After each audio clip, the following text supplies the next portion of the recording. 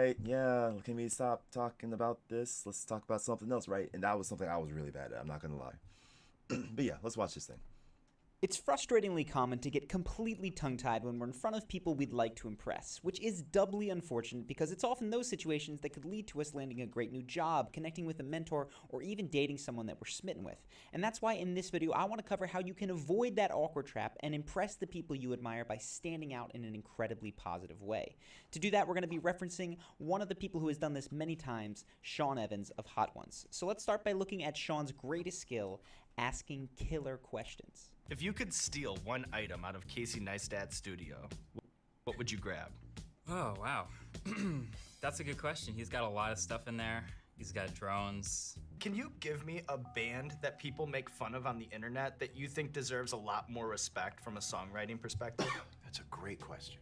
Do you ever think about how much your narrative is shaped by the need to package the details of your life into these instantly accessible anecdotes? A great question. No, Sean Evans is the best host on the internet. Nailing your questions is especially important when interacting with people of higher status, because chances are they've been asked the same question over and over and over again. Take Saoirse Ronan, for instance, who must be tired of this kind of question by now. What's the worst pronunciation of your name you've ever heard? What's the worst butchering of it you've ever heard? What's like the weirdest one you've ever heard? And it's not just celebrities who get repetitive questions. If you've ever come home from college or a vacation to a slew of, well, how was it questions, you know the feeling. So if you want to impress someone, don't go for the low-hanging fruit. A much better strategy is to empathize with the person, to ask yourself what question they probably get all the time, and then to ask a question beyond the obvious one. Here Sean does it, avoiding obvious direct questions about the Star Wars plot, and instead asking John Boyega about the security measures that were present to prevent spoiler leaks. Can you reveal some of the behind-the-scenes security measures that go into putting a cap on Star Wars? I know, I remember I put an overcoat because every time we leave the set, we can't actually leave in costume. Now, asking questions beyond the obvious, of course, becomes easier when you know a bit about the individual, and this is a reason why Sean's crazy prepared research tends to be so well appreciated. Can you tell the people about the instruments of destruction? Oh my God. What? Sean, where'd you even find that info? Dang, deep cuts. You're like a really well-researched and like great interview. This is wild. So are you. Thanks. So are you. So even though you're probably not conducting interviews, you can apply the same principle in your own life prior to attending a networking event or an interview, for instance. Read up on the person or the company. Get to the point where you don't need to ask how they got their start or what industries they work with or anything that you could find on their About page for that matter. That way you avoid questions that immediately disqualify you. But avoiding those questions isn't enough. After all, we don't necessarily notice the things that don't happen in interactions as much as we notice the things that do happen. And that's why you want to make sure to take another trick from Sean's playbook, which is the question preamble. Watch here. Yeah, so before going on to that, the whole, like, asking a question that, like, you know, has been asked, like, 1,000 times before, that's something a lot of people on the internet don't get. And, I mean, obviously, like, you know, just kind of preaching to the choir, I guess. But there's so many times where it's like I'll be on the internet or something, and there's some guy talking to, like, a model riff, right? Like, I'm on Twitter, and there's, like, a model, and there's some guy, and he's, like, in an argument with a model. And I'm like, what? How did it start? So I scroll up a little bit, and then I see the guy asks a question, and then the model or whatever kind of gives, like, a half-assed response. So it's like, oh, whatever.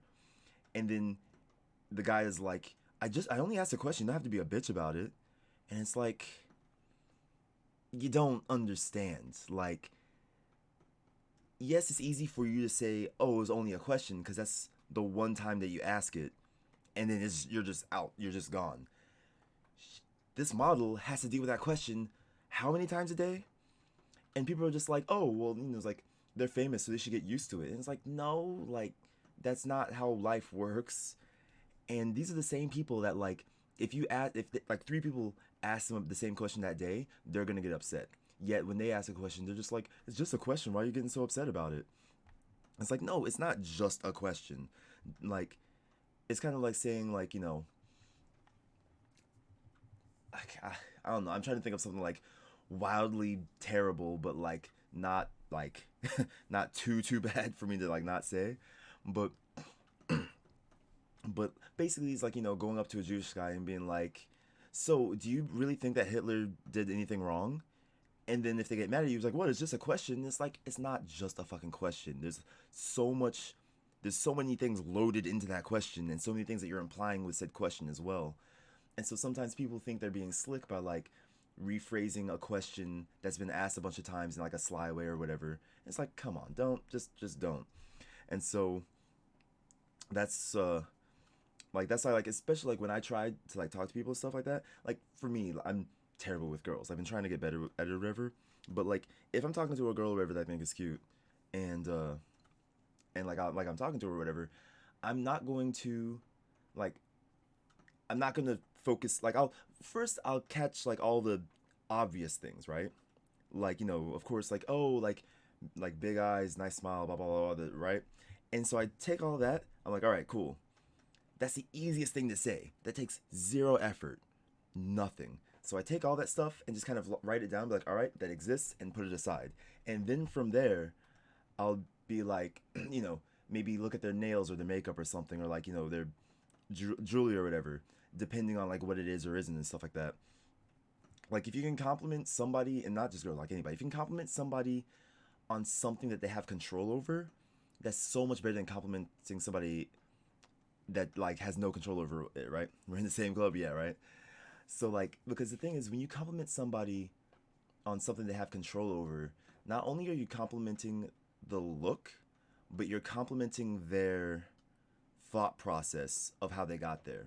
And this is why saying that a certain genre of music sucks gets so many people angry. Because when you say, like, somebody's like, oh, I listen to punk, and then you're like, punk sucks, you're not just saying that you don't like that music genre. You're saying that that's a bad music genre, and people who like that music genre have bad taste. Therefore, I'm telling you to your face, you have bad taste. Now, people both parties might not even understand that that's the implication, but that's the implication. Like, cause I used to wonder, like, why do I get mad when somebody says like that sucks? I'm like, it's not like I didn't make it. why am I getting mad? And the one day I realized it's like they're not inadvertently attacking my character as opposed to just saying that they don't agree with what I've chosen, right? And so that's why, like, when I talk about that, I'm always careful when I say, like, you know, people ask what kind of music you listen to, and I always it's almost like written down for me at this point, but I always say, like, I listen to everything except for screamo and death metal. Basically anything that's like rah, rah, rah, rah, right? Like, it's not for me. I can't say it sucks, because if it sucked, it wouldn't be a genre. Nobody would listen to it. It's just not for me. And that way, if somebody does love that kind of music, then they can go ahead and put in their whole, like, oh, okay, well, maybe you should just try this band, try this one band. Well, in my head, I already know I'm not going to try it out, to be honest. Or I might try like one song and see. But instead of like cutting the conversation there and having them be like, oh, screw you, that's actually good. Then, like, if they come at me and they're like, oh, well, you got to listen to this one band, they're good. And I'll be like, all right, cool, I'll try them out. And then immediately I'm more likable by that person. Because in their head, they've changed me for the better. Right? Like, in their minds, I thought one way, I met them, and they were able to change the way I think. So that makes them feel more empowered, but it also makes them feel closer, because if you can change the way somebody thinks, then you feel more trustworthy to that person, right? Like, if you change that, so it's like, all right, well, I gave you this suggestion, and you actually went through with it. You know, even if you don't like it, you actually took your time to take my suggestion, and that alone is just like leagues more than most people do, right? So yeah, I feel like somehow I got off topic, but yeah, I mean, basically, back to the whole good questions thing. Good questions, deep questions about the person, and not just like the first thing that you just think of. The first thing that you think of is normally shit. Why do you think graphic designers always do like 37 iterations of something? Because the first 28 of them are ass, and then you get to the good stuff after. So yeah. and some good thought processes which everyone should learn about normal conversation skills. Yeah, I mean, like it's worked for me, right? Like that's what I can say. It's definitely worked for me, and like I say a lot that like I like people, right? Like I like people, and just like interacting with people, like just the psychology of it all, and I say this, and people are just like, oh, I like psychology and blah blah, but like you never really get any deeper into like, oh, that person says they like psychology, but like what about psychology do they like or whatever. For me, like this is part of the psychology. Like what can I do and or say to make me more likable in your eyes? Or what can I do and or say to make me more unlikable in your eyes? Because believe it or not, that has come up where it's like I'll I'll want to be left alone by a particular person, but I don't really want to make it abrasive, right? And so I might do small things that is not on the surface abrasive, but doesn't make them feel not make them feel welcome, but like when a conversation is done, I'm just another person in the background that they just talked to and then they left, right? So I like that too, and like to know how people think about things and what their thought processes are. Exactly, exactly. And so for me, it's just like that's a huge thing. That's a huge thing. And I tell all my friends too, like especially I tell a lot of my friends this, that like the closer that I am to you as a friend, the more likely it is that I know exactly what I can do or say to piss you off to the best degree. Like either piss you off or make you feel really shitty or make you like cry or something. Like the closer I am to somebody, the more I know that. But of course I don't want to use that. Right? Like of course I'm not going to want to like do that because you're my friend. But it's just in learning somebody, you can't, without dark there can't be any light, right? Like how am I going to know what makes you happy, like actually happy, if I don't dip into what pisses you off? So like with that said, like for me it's like really interesting. And so there's some people where like there's like archetypes that you'll see in people, and like I'll see this one person, like let's say at a club or something, that's like messing with my friend, and like and they're not messing with my friend in like a fun way, and then like somebody's gonna get hurt way, right? And so then I'll go up to them, and I'm like, in my head I'm like, all right, they're this and this kind of person, so this will trigger them the hardest, right? And so there's sometimes like some like super alpha guy or whatever is trying to come up and pick a fight or whatever, and so I'll walk straight up to him and be like, and like so first I'll go over and I'll go to my friend and I'm like, yo, you okay? Like it's like blah blah blah, and like I'll tell them to stop, and the guy behind me, and I'm just kind of like, this whatever, this you there, bye, and I'll go back to my friend. Well, one, that being that dismissive pisses those kind of guys off a lot. And so like I'll just be like, off with you. And I'll be like boom boom boom whatever. Then they'll be like, well, Baba, you want some too? I'm just kind of like, you're wasting go, bye. And then they like start like trying to pick on me instead. So the first order of business, mission accomplished. I got their attention from my friend to me, because I'm a lot more lax with myself than I am with one of my friends. So if I got them out of it, that's cool.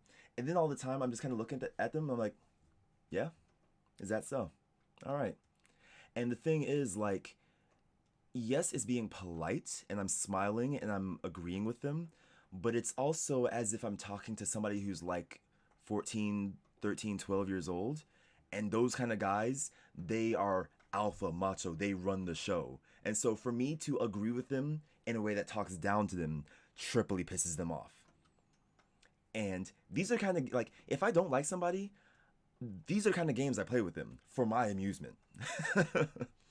But at the same time, on the flip side, sometimes if I'm just kind of like, hey everybody, why are we fighting? Let's just all have fun. I'll go about it in a different way. And that way it'll be like, yo, we're all here. We're all just here to have fun, whatever, blah, blah, blah.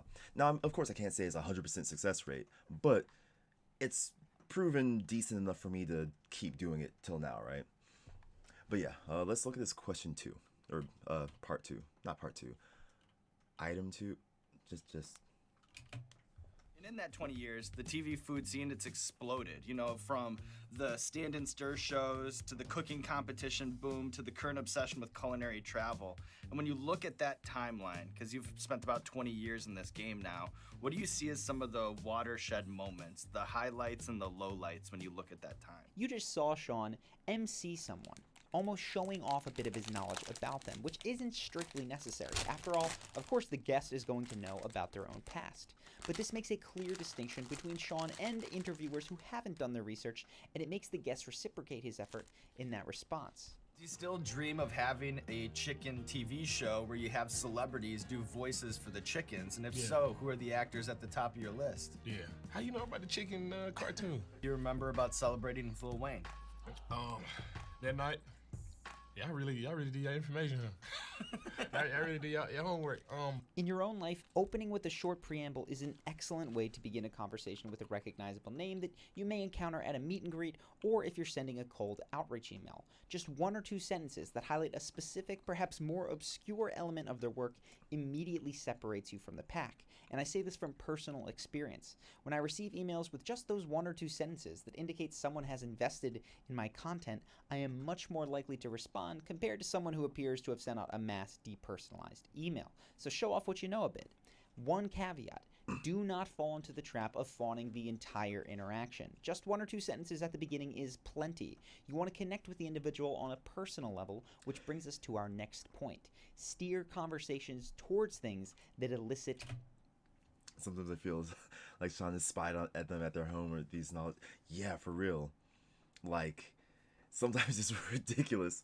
Like, it's like, oh, you have to, like, I'm wondering, like, how did he get it? Like, did they put it up on a blog one day and he read it? Or, like, did he have to talk to somebody that knew him since middle school or something? Or, like, yeah, he's wild with it. It's ridiculous. Emotion. For instance, someone's passion. Just watch John Boyega's eyes when he's asked about something that he loves. So, First We Feast recently did a deep dive into the connection between anime and hip-hop on this new show that we have called Gochi Gang, and I know that you're a huge fan. This is important because often when we meet someone that we admire, we go with the logistical things that we'd like to know the answer to. How did you start? What would you recommend to someone at my age? What can I do to get a job working with you? And in addition to being the most common questions that people in a public role may receive, those are also questions that don't engage anyone on an emotional level. Now, you may not know John Boyega loves anime and hip-hop, but you can still steer questions towards an emotional response by using the best and worst structure, which is one of Sean's favorites. Just watch. What was the best thing about living in Iowa, and then what was the worst thing about living in Iowa? Oh, wow, good question. What do you see as some of the watershed moments, the highlights and the lowlights when you look at that time? In asking these highlight and lowlight questions, the best and the worst, Sean gets people to talk about the things that we all find irresistible. First off, it's the things that we love. Those are the things that we can go on forever about. Here Sean is asking Adam Carolla about his love of crows, and he waxes philosophical. Crows. I love crows. Can you tell me why you love those squawking birds so much and describe it to me in as much detail as possible? Okay. Now, when people are sharing their lowlights, they often won't share the things that make them sad. In fact, those are things that tend to get people to clamp up. But when you ask them more directly about things that frustrate them, well, people will talk your ear off. And it's partially because we're often told not to complain. So when someone gives us the green light, it can feel so good to finally vent about something we find annoying. Where are pitch meetings more likely to be parodies of themselves, in Hollywood or in Silicon Valley? Oh, that's a great question. I think Silicon Valley. You'll literally get in an elevator and someone's like, I just gotta tell you about my company. I just gotta tell you about my company. Let me just tell you about my company. I have to tell you about my company. In either case, of things that people love and things that they find frustrating, the guest's enthusiasm for the conversation spikes, and this is something that gets associated with the question asker, if you're using this technique, you. So for instance, say that you get to the end of an interview for your dream job, and you're asked, so, do you have any questions for me? Much better than asking, well, how do you like working here, is to adjust the question and ask instead, so tell me, what would you say are the best moments or highlights of your job, and what would you say the lowlights are, or maybe the most frustrating things? The emotional charge immediately generates more interest. But of course, impressing people that you admire goes beyond just asking questions, which is why you see Sean demonstrating that he isn't just a replaceable, starstruck, question-asking machine. For instance, he'll playfully tease guests. Yeah, and people like talking something they're passionate about. Exactly. Exactly. Like, I mean, that's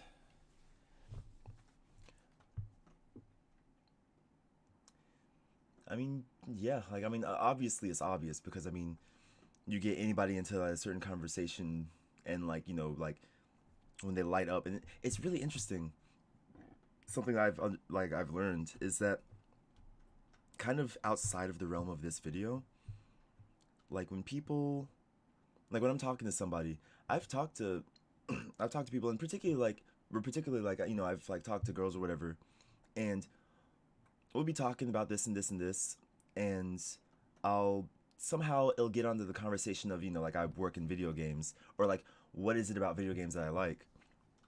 And I mean, yeah, we're on Twitch, so I mean, it's like, you know, par for the course, but I will go off on, like, my history with video games, what I love about them, like, what it makes me feel, why I was compelled to work in the video game industry, like, amongst other gamers or for other gamers or people who might look at, like, you know, all that kind of stuff. Like, I will go on forever. And it's so crazy because, like, about, like, a third of the way into, like, my spiel, I'll just kind of stop and be like, yo, okay, I'm sorry, I'm starting to kind of just go off.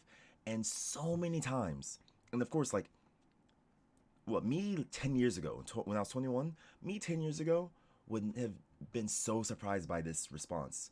But there's been so many times where I'll be like, oh, I'm sorry, I'm kind of talking your ear off.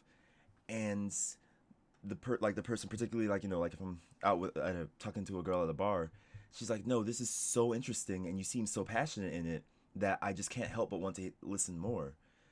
And so not only does getting questions that bring out the passion in them help, but also if you can, like, if the conversation comes to a point where you can, like, earnestly and respectfully, because I mean, sometimes just be like, oh, I love it so much, blah blah blah, and just, like, if you just talk about without thinking about how the other person's taking the information, like, there's a way to talk about what you love, or, like, okay, let me take that back. There's a way to talk about something that they don't know they care about and make them care about it. And so a lot of times, like, when I'm talking to these girls or whatever, like, a lot of times, like, they know video game as, like, oh, well, there's Pac-Man, there's Tetris, there's Mario, and then there's the games that, like, neckbeards and people waste their life on in otaku. And so to them, like, in their world as they know it, like, there's not really much positivity or whatever. But then I go through and, like, with my whole spiel of that, like, you know, you sit two person next to each other in front of a game, and the game doesn't care what gender they are, doesn't care if they were born handicapped or not, what race they are, how old each other are. Like, it just matters the inputs and the game. And it's such a great equalizer. And, like, that statement a lot of times brings it from just being a game, and it brings it out to, like, the real world ramifications of how and why two people could like playing games. Because, you know, a lot of times you'll get people that are like, oh, it's fun, oh, it's this, oh, they're so pretty, oh, blah, blah, blah, and stuff like that. You know, you ask people, like, why they watch movies and stuff like that. Like, oh, why do you like movies? Because that's the thing. People are like, oh, like, what are your hobbies? Oh, I like to watch a lot of movies. I'm like, oh, okay, cool. And, of course, like, what movies? But then you ask, like, oh, so what is it about movies that really, like, brings you into it? And so often, they're just kind of like, oh, it's just interesting or it's amusing. But, like, they haven't thought any deeper as to why. And I mean, I know there's only 2 viewers in here right now, so I guess for the both of you watching, something that I did for myself, like, on my way to knowing that I wanted to make video games, a thing that I did, and it took me months, I'm not gonna lie, it took me months to, like, really narrow down why, but I sat there and I was like, alright, I know I love video games, but why? Oh, they're fun to play and they're cool, but why? Oh, well, you get to be a superhero and you get to, like, you know, do whatever without any consequence. But why? And it really gets so much deeper. Like, the more that you force yourself into, like, really understanding why you like something or why you do something, like, the better you can explain it to somebody else. And so that's why when I give that the example of, like, you know, like, when, like, there's a Street Fighter player, Broadly Legs, and I forget the name of his condition, but, like, he has very, very limited use of his body, but he still whoops up on people on Street Fighter. The game doesn't give a shit that he's in a wheelchair, like, in a specialized wheelchair. The game doesn't give a shit if somebody's transgender or, like, gender fluid or, like, you know, cisgender or whatever. The game doesn't give a shit if the person's 8 years old and the other person's 96 years old. It's just in the game, it's a great equalizer. And within that, it boils people down to their personalities. And then once you know people based on their personalities instead of what you're looking at them face to face, that's how you really get to know a lot of people. And that's why I say a lot of my best friends are people that I've never met before in my life. But like we've played online, like earlier, I'm not even sure if Desert Diamond's still here, but I've known him for 10 plus, I don't know how many years, through Fantasy Star. And you know, like we knew each other for so long without even knowing what each other looked like. But it didn't matter because the game boiled us down to our personalities. And when it came down to it, there was no reason for me to sit around and listen to him. There was no reason for him to sit around and listen to me unless we liked each other. If he decided that I was just some kind of loud asshole or whatever, or just an annoying kid, he could easily just be like, block mute, and that would be the end of it. Right? And so for me, that's one of the big things that like, how gaming can bring so many people together. For me, that's how like, that's one of the things that like, you know, why I love it. But, and I'm just saying that for gaming, but like for anything, like if, even like, you know, I just recommend this to everybody. Whatever your self-proclaimed hobbies are, really, really, really sit down and think why. And I'm not saying in terms of you'll think and be like, oh, maybe I don't like this. No. Think about why you're so passionate about it. And then once you fully understand why you are passionate about it, it's so much easier to share that passion with somebody else. And so you can talk to somebody about something you love, and they might not know that they care yet. And then next thing they know, you've been talking to them for an hour and a half about this one topic, and they're like, huh, okay, now I look at this whole thing completely differently. And also on the flip side, in doing that for yourself, you learn what kind of questions you've had to overthink for yourself, and it helps you ask those questions to the other person. So what you can do is like, you know, somebody is like, it's like, oh, I'm into movies and stuff. I'm like, oh, well, what is it about movies that, you know, that you like? Like, how'd that become your hobby? And they're like, all right, well, you know, I just think they're interesting. I'm like, oh, what, like, I mean, are you drawn to the cinematography? Are you drawn to like the camera work, or how they're able to like how they're able to frame things to where you forget that you're watching a screen? Or is it because of the story and like the types of stories that you listen to and all that kind of stuff, right? And then yeah, see, I'm happy for, yeah. And but yeah, it's just like, yeah, you know, it's like once you're able to do that to yourself, then you can do that to other people, and that helps bring out the thing that Chris Evans does. Sean, I'm sorry, Sean. If Sean ever sees this, I'm sorry, but but yeah, there's some of the stuff that Sean Evans does or whatever, because it's like once you can clipped and shift but like once you can like really start digging into other, and that's the thing too, that like so many good things come from just doing this, because not only can you like get them to think more about themselves and talk to you about themselves, but a couple of things happen. One, it gives you something to talk about. If you ever worry about like running out of things to talk about, like this really helps, because like it just like a tree, like roots, whatever, it just like spirals out of control like the further down you go.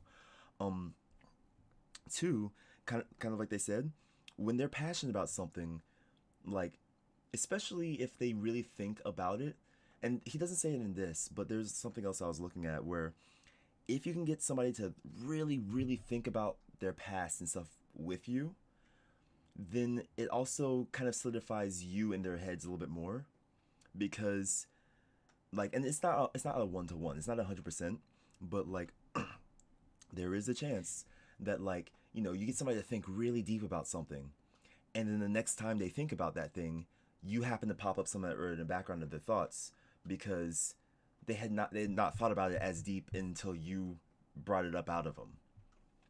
Or if nothing else, you know, next time you see them, because they had to sit and actually think about themselves as a person and then relay that to you, even if they didn't give you a big secret, they'll naturally feel closer to you. My phone just did a thing. Okay. Yeah, like they'll naturally just feel closer to you.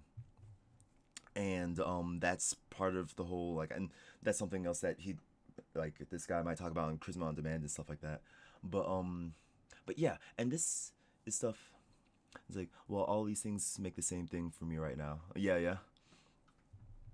Yeah, I mean, like this stuff I find really interesting, and like like I said, like I feel like I did a lot of this naturally, and I didn't really understand why or how.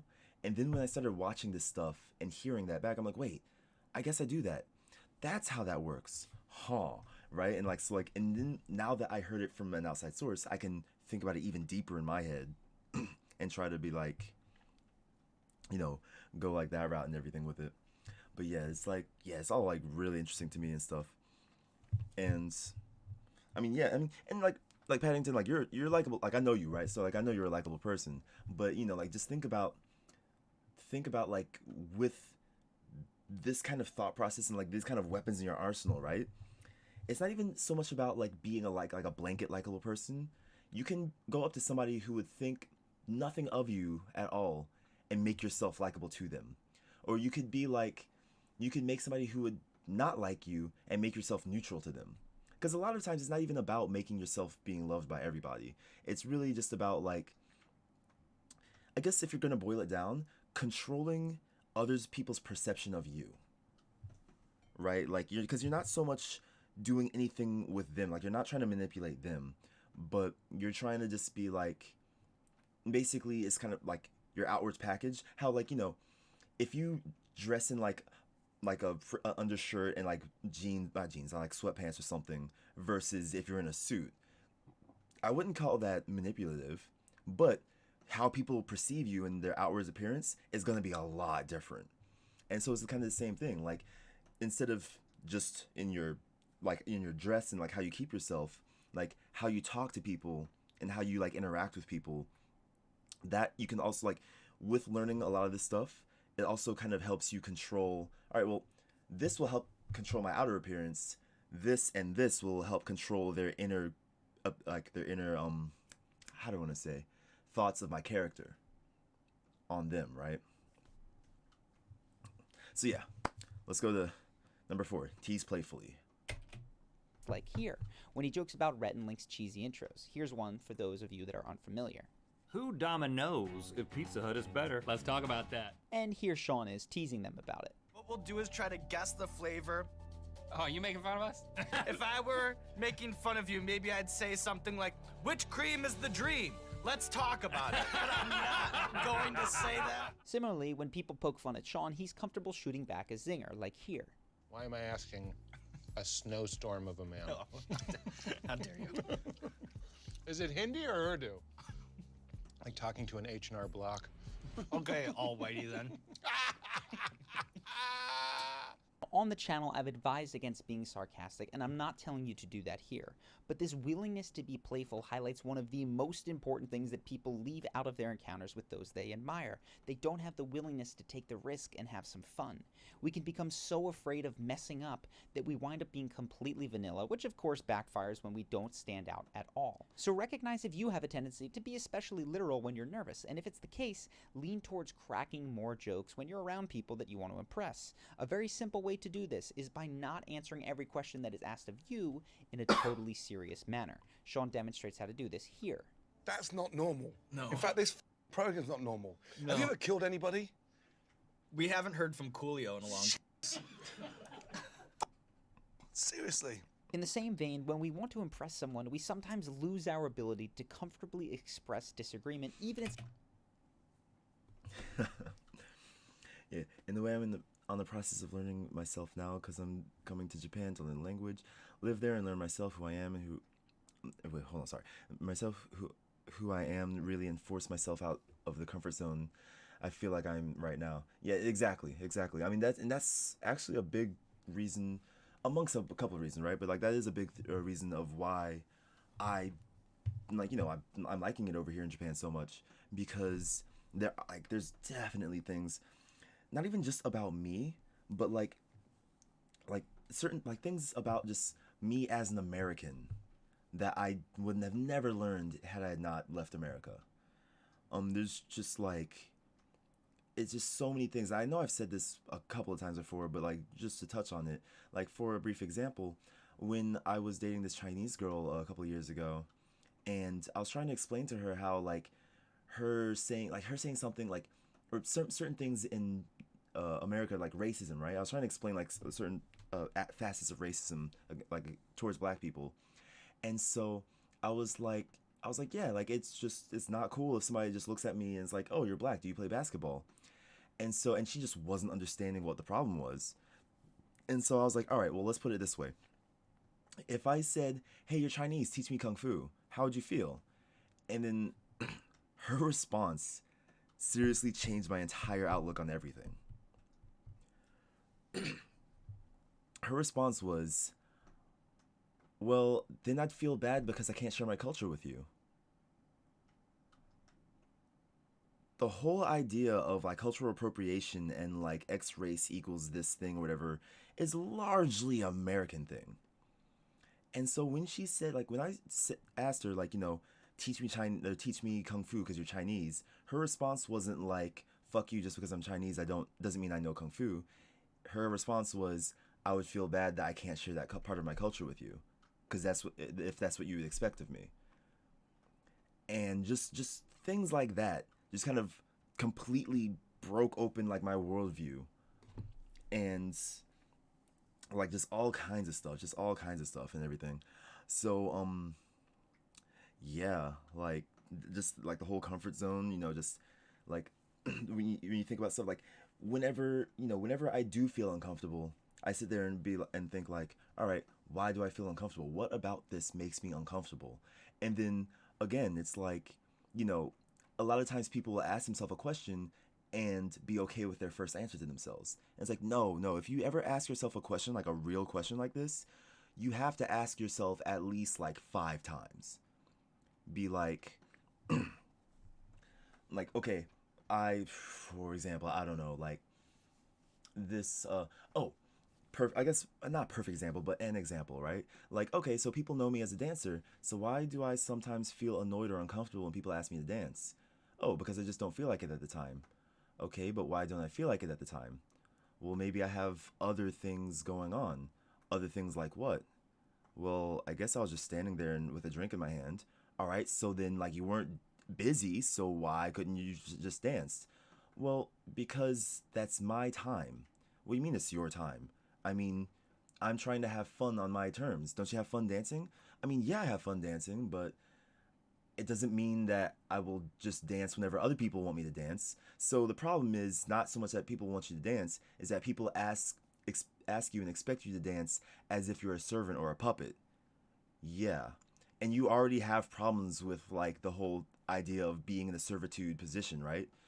Yeah, I guess I do. Yeah, so when people ask you, hey, dance, they don't necessarily mean it in a bad way, but it annoys you. Yeah, it does annoy me because because you feel like all you are to them is a wind up dancing monkey doll. And so they'll be like, oh, dance. Oh, yeah, that was fun. Okay, I'm gone. And that you're not a deeper person than that.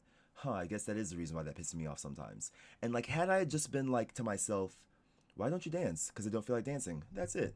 Then I would have not understood why I felt that way. And in turn, that makes it impossible to explain to other people why I don't want to dance at that time. Because if it's just like, why not? Because I don't feel like it, then it's just kind of like abrasive, right? But if I can just kind of be like even if I don't want to tell them the reason, knowing my own reason, I can make an excuse. Yeah, you learn about yourself so much more when you get into uncomfortable situations, exactly. So yeah, like it's a lot of it's like really just, yeah, like I mean, I feel like one of the grand totals to come away from like this stream and stuff is basically like never stop asking yourself questions just about everything. Like whether it be like, happy stuff like, oh, why am I passionate about gaming? Or whether it be annoying stuff like, oh, why did I get mad in this situation? Like, and that's part of what also drew me to like, looking up these kind of videos on YouTube a lot, is because, sometimes it takes me looking at somebody else's something to understand one bit about myself, and maybe I just understand like maybe I understand points like 1, 2, 4, and 5. But then it takes somebody else's experience to make me understand why I think 3 and to link everything together and be like, ah, okay, that's why, right? That's why I want to leave Finland and live in Japan, because I feel like I'll learn so much about me and how I am when I'm not in my safe zone in Finland. Yeah, exactly. Also going to see what I want for my life and what things I value. Yeah. Because yeah, that's another thing too. It's like, you know, when you are put in a situation where you can't just whenever you take yourself off autopilot, it makes you realize things. And I mean, I guess like excuse me, like a weird example that I'm just going to make up right now. But if you had a self-driving car, it would be amazing. Self-driving car gets you from point A to B, all this and that and the other, blah blah blah. But maybe you don't realize something until you take the self-driving, if you tell to turn the self-driving off, and then you drive it yourself, and you're like, huh, whenever you make right turns with this car, it feels kind of like unwieldy. And it's something that you have never figured out because, you know, you always had it on auto drive. So you go into somewhere and you're like, all right, yeah, something feels off when it turns right. Oh, okay, we fixed it. Boom. And so next thing you know, like now the car runs better. When you put on autopilot, even the autopilot will be better. And, you know, something you would never figured out unless you actually took the time to be like, all right, let me step out of easy mode and actually do things manually and actually get a feel for my life and just get a feel of like what all's going on, right? Yeah. Also going to see what I want from things I felt okay, I already read that. All right, Spacebar. It's about something as simple as whether or not a movie that we both saw is good or bad. Now, this is one that we don't get much chance to see in the Hot Ones format, but there is another famous host who does this very well, and that is Joe Rogan. You can dive into the entire breakdown we did on him, linked in the description, but here's just one example of how to disagree with someone in a way that is assertive while still remaining polite, and it's by highlighting where you still agree prior to disagreeing. You beat Gonzaga. It was a good fight. Yeah. You're a very good fighter. That's not what the issue is. The issue is, can you become a champion? If you can't become a champion, are you comfortable with getting knocked out 3 or 4 more times? You could see more details on Joe Rogan in the video on him, but the point for this video, whenever it comes to people that you want to impress, is to just make sure that you aren't stifling your own thoughts and opinions in an attempt to come off as agreeable. And that really takes us to the mindset that makes all of this much easier to incorporate and act upon.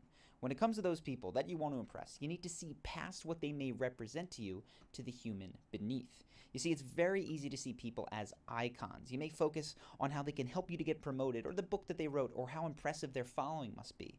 And when you do that, it makes you feel completely separate, different, and maybe even beneath them. But when you see them as human, you recognize that they probably have a life a lot like yours outside of their public persona. They might like to goof off with their friends, brag about their kids, argue about sports, or nerd out about their favorite fantasy series. And when you look for those aspects, you get curious about exactly the things that they want to connect over, but everyone else just breezes past. And you realize that you're not so different, which helps diminish the gulf that you may unconsciously place between you.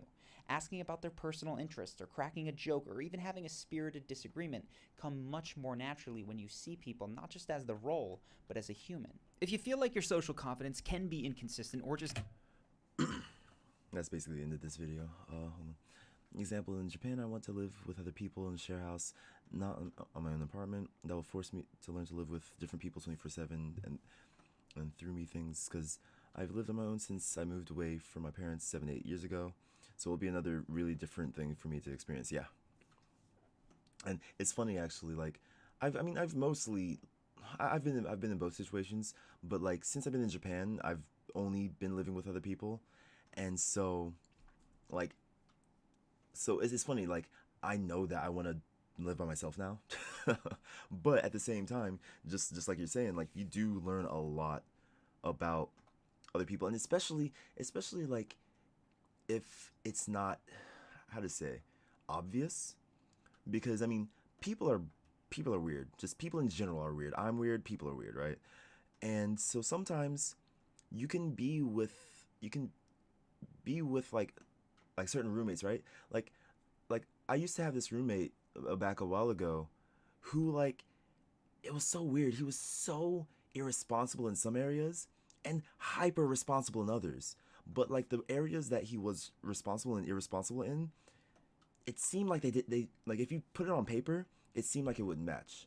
Like the kind of person who would like the kind of person who would barge into your room without thinking to knock, you would think also wouldn't be the kind of person to make sure that all of like the dishes and laundry are all separated neatly and stuff as they go into their own separate places. And it's just kind of like, so like people are more complex than, because like of course we have our whole like blanket ideas of like, you know, what humans are, right? And you know, like when you think of this person, oh, this person's fun, and like, okay, all the ideas of what a fun person is, oh, all ideas of like what a strict person is and all that kind of stuff. And it gets a lot deeper than that. Like just because somebody has this part of their life together doesn't mean that this part of their life together, or vice versa, or like, you know, threefold or something like that. So yeah, so like you will definitely learn a lot of that depending on who you live with, that like, you know, their outward their outward persona might not even match up with like how they live, or it might not match up or it might match up perfectly, if I could speak. It'd be me F you up for sure. Yeah, when I have gotten used to things your way. Yeah, exactly, and like it's just, yeah, it's interesting. Like, you know, like you learn a lot of stuff about it, and just like people like, and it's funny actually. Like I would always, not always, but like I would like suggest like, oh, let's do this or that or whatever in like certain housing situations, and to me it just made sense. It was like, to me, like for example, one thing that I like, one system that I love to use, but apparently nobody that I live with ever likes using this, or never remembers to use this, is that when you're using a dish, or like basically like if you just like happen to go into like the kitchen or whatever, and you see other dishes, you don't have to wash all of them. But like let's say if there's like 4 dishes in the sink, like as you're in the kitchen, wash like 2 of them and put them up. And if everybody does that and just kind of like on site, like if especially if you're already washing your hands or like washing your own plate, then just wash a couple others. And like what I would do all the time is like, especially when I was back in the Beppu, like I would, like if I was using a plate, I would wash my plate, and then my hands are already wet, so I might as well just wash a couple of other plates and dishes under it too, because why not, right? And so, you know, I get some of them out of the way, but I was the only person in my apartment that would do that. So everybody else would like out. So everybody's like, "Oh, just wash your own plates and stuff." I'm like, "That's easier said than done." Sometimes you get lazy. Sometimes you're like, "I want to do that the next day." And so I've seen them. Go to the kitchen, wash their own dish, put their dish away, dry their hands off, and go. And I'm like, "Your hands are already wet. Would it have been too hard to dry or to wash one more plate? One more plate." And it's funny because like, if academic wise, these people that I was with, they were like beyond me. Like you look at them, they're like straight A's, you know, perfect. Like they like, you know, they're like, oh, I'm talking to this embassy about getting a job as like, you know, like a foreign trade something, whatever, blah blah blah, and stuff like that. So you would think that like, you know, it would be pragmatic like that, but yeah. So I don't know. Like yeah, living with people is definitely interesting. Like I'm just kind of at the point where like I'm just kind of ready to be back by myself again. So that way when something bad happens, I can just blame it on myself rather than somebody else. But yeah, it's just, yeah, it's wild, dude. It's definitely wild. But yeah, also, and then of course, like living with roommates is just gonna be cheaper, because like yeah, living with roommates can also be like the most fun thing ever too. Like depending on if you get the right roommates, it could, like it depending on person to person, it can be like every day's a small house party, or just kind of like, all right, I'm living with this other person, and if they didn't pay for rent, I would have already kicked them on the street by now. I know I don't always do it at my home, but I'm living on my own, so it's me. But I can't live. Oh, I can't live with dirty dishes. Can I? Bleh. I can't live with dirty dishes, so I want people to live with my dirty dishes. Yeah. So you don't want people to live with your dirty dishes. Yeah. So yeah, I mean it's, yeah. And because like, you know, like something that's obvious to one person isn't necessarily obvious to somebody else, right? So you know, like just because in your head you can be like, oh, this is just a no-brainer, just just do this, but then like that never crosses the other person's mind. And sometimes vice versa happens too. Like, you know, they'll be like, why didn't you do that? I'm like, what do you mean why didn't I do that? And then they never tell you how it connects is the problem. They don't tell you how it's like, all right, when I think of this, then this happens. Because in my head, it might be completely two different things. Like, oh, if you're putting up the dishes, don't forget to straighten out this or something like that. And it's just kind of like, well, why? Why? Like, in my mind, dishes are dishes. That is that. I don't connect them. But like some people might, right? Like, you know, I have a thing, like, let me try to think of something that I do.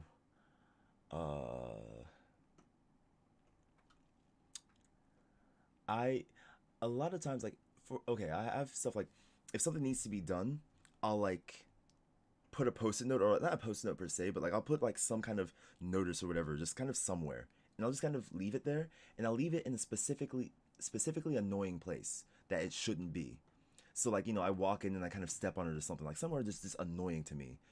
And so somebody else is just kind of like, what the hell are you doing? Like, this, everything's all over the place. It's a mess. I'm like, no, like that item is there to remind me I need to do this.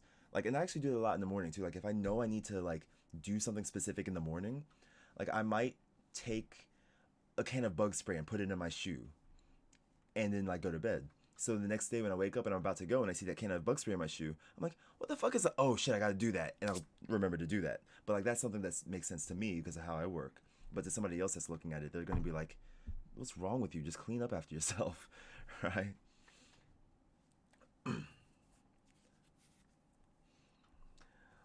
But yeah, I mean, but yeah, definitely as far as like, you know, like knowing, like learning about people in general, it's definitely not bad.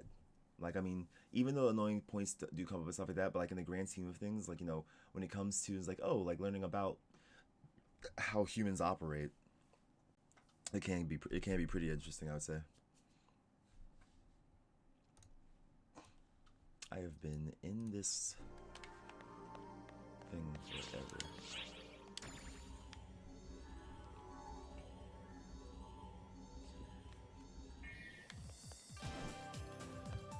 But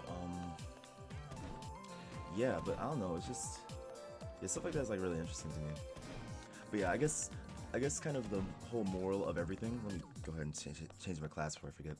I guess the whole moral of like this whole long-winded kind of talk that I went on to is like, just like, don't ever stop asking yourself questions. And even if you give yourself, more importantly, not, okay, beyond never stop asking yourself questions, more importantly, when you ask yourself a question, don't be satisfied with the first answer you give yourself.